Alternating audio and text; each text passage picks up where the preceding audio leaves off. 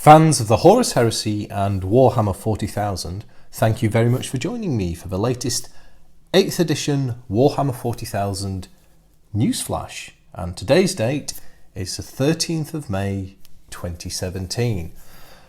Oh gosh, so I'm a little bit behind with 8th editioning at the moment. I was very busy in terms of YouTube time over the last couple of days, finishing off the What Made 40k lore video on Starship Troopers.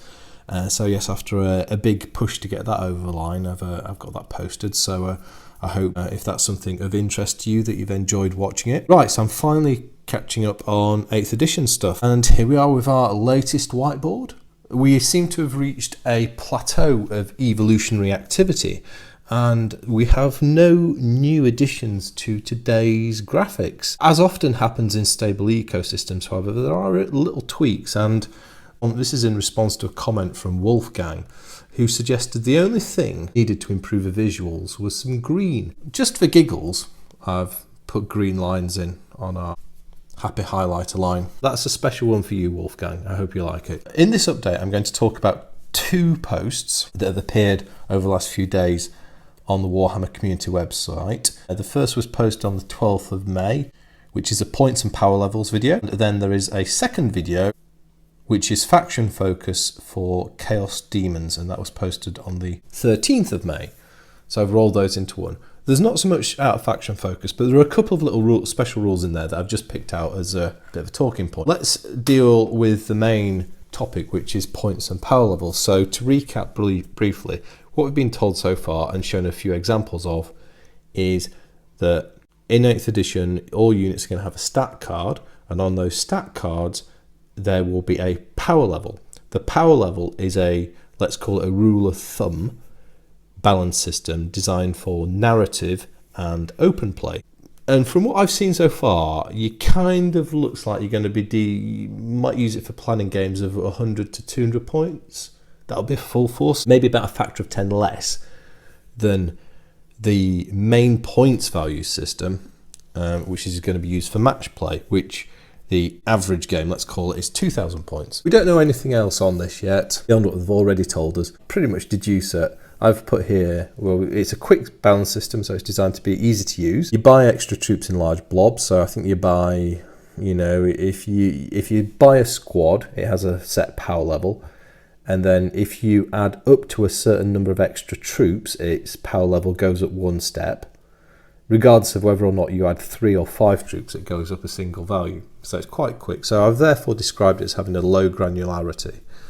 And you don't have values for weapon upgrades either. So that's power level. So we've not got much more on that. And I don't necessarily think we need to know much more. It's pretty straightforward, isn't it? So let's move on to what's probably of more detailed interest, which is around the points values, which is essentially equivalent to the current points value system. And what they said in this post is the points values in 8th edition, which are designed for matched play, are similar to what we have in 7th edition. Now, we've got a couple of examples of weapon costs, and this has led me to this conclusion here, and I put greater precision to costs, ? And I'm not sure about this.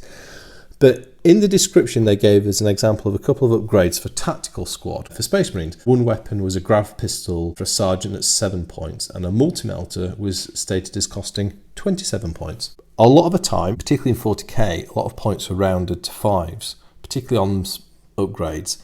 It seems here they're going back to, as I say, a high level of precision and putting in more gradational upgrades. So the multi-melter is 27 as opposed to maybe 20 or 25 before. That's very first edition. I don't know if anyone remembers the points value system from first edition. I mean, there it kind of it was too fine because you got halves and even quarter point values. Certainly you could have a weapon that was worth 7 points, 12 points, 32 points, etc. So it looks like I think we're going to see that sort of granularity in the new points.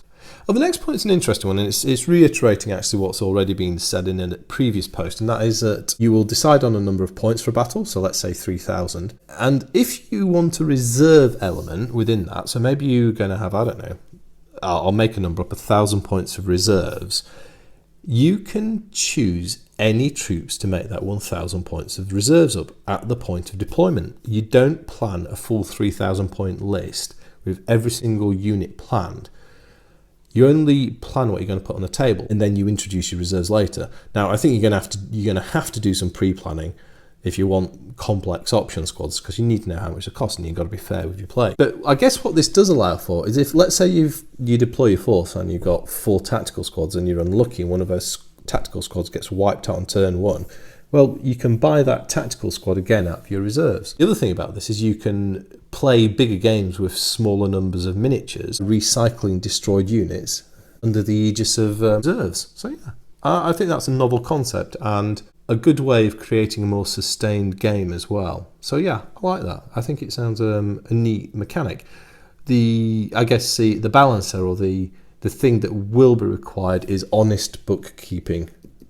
Because if you're bringing on extra troops, and you need to make sure you capture the points for all of the upgrades that you're arming, if there are a lot of options available to the squad. So that is going to be the requirement of this system, shall we say. And then the final point on points values, oh dear, that sounded terrible, didn't it? Oh well, I've said it now, was around data sheets not carrying the actual points values of a unit. Now this again is reiterated, we've already been told this before, it's just stated again here, and perhaps a bit more explicitly so. And the key thing here is, by not putting points onto data sheets, G-dubs and Forge World, if they go to 8th, are reserving the capability to easily amend points values if they find the originally published ones that came through playtesting weren't actually balanced. And perhaps as new armies come out, maybe they find that certain points values need to be tweaked to account for new abilities and troop options. That sounds good. I think having an agile point system that can respond to change, be it through development of the game or rebalancing against certain tactics, that is a positive thing. This also fits with what they've said to us previously around they aim to produce more FAQs and more updates. I like power and points. I mean, I don't know if this power level is something I would be interested in.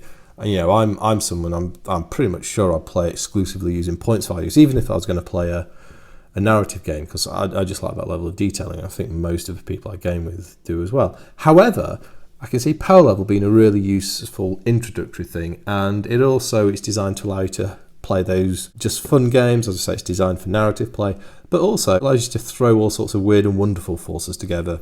So, I don't know, maybe you've got a Tau battle suit, a Space Marine assault squad, a couple of Chaos Demons, and 5 Gretchen, and you just, for giggles, want to fight them all on the table. That's your power level. Moving on to the second post. By the way, links for both of these posts are in the description. I forgot to mention that at the start. Forgetful me. Too much Starship Troopers on the brain. The second post was a faction focus post on the Chaos Demons. Now, maybe should I put a trigger warning that I'm talking about Chaos Demons, because after talking about Eldar, my last update, I believe it was Rob McCord, has had some unpleasant experiences with the Eldar. So if you don't like Chaos, I am going to talk about Chaos now. So there's a few things. I mean, I've not played Demons in the current iteration of 40k. I only understand them really from the point of view of a very limited number that you can use in the Heresy at the moment. But one thing they did say is you're not going to be able to recycle demonic troops, which just sounds nuts from the start off as being able to recycle and resummon demons, because that's inherently unbalanced. Anyway, but so they're saying that you pay your points for your demons and you don't get to summon, I don't know, 1 squad of bloodletters 12 times over if you're lucky. They mentioned that a Lord of Change, so a Greater Demon of Tzeentch, is going to have 16 wounds. So that's a tough cookie. The little nurgling, fun, bouncy bases of things are going to have what they called Ignores Wounds special ability. And they said that's on a 5 or 6, which sounds like Feel No Pain. Wonder if they're going to remove the strength cap on that. So at the moment, if a unit with Feel No Pain ability takes a wound from a weapon with twice the strength or more, you lose your Feel No Pain roll. I wonder if that'll carry through to 8th. Going on to the example of Demonettes of Slaanesh, which the article writer seemed to have a bit of a thing for. Example was given that they have an attack which, if you roll a 6 to hit, there's a save modifier of -4 on the target saving throw, which is a bit like Rending in 7th edition. But I've just dropped that in because here we have another example of something that seems to be broadly equivalent to AP2 or AP1 AP2 in the old system, or perhaps even AP1. Save mod is -4. So -4 at the moment is seeming like the maximum save modifier that we're going to get. Now, we've not seen that many units that have big saving throws yet. Terminator Marines have got a saving throw of 2+. That would leave them on a 6. I suspect they might have an invulnerable save. Maybe, maybe not. We know invulnerable saves still exist. Yeah, I wonder if the tanks we've seen so far have got a saving throw of 3+. I wonder if the Land Raider is going to have a save of 2+. We'll see. Still, as I said in an earlier post, I wonder if we're going to see save modifiers of -5 or greater once we get on to super heavy class weaponry. Anyway, that is enough of that. I need to go sleep off some Starship Troopers lore because all I can think about still is Starship Troopers. I hope you've enjoyed this little news flash. Share your thoughts and ideas on this latest part of the 8th edition story in the comments. I'll be very interested to hear your ideas. That's all for now. Thank you very much for watching. I'll speak to you next time, and goodbye.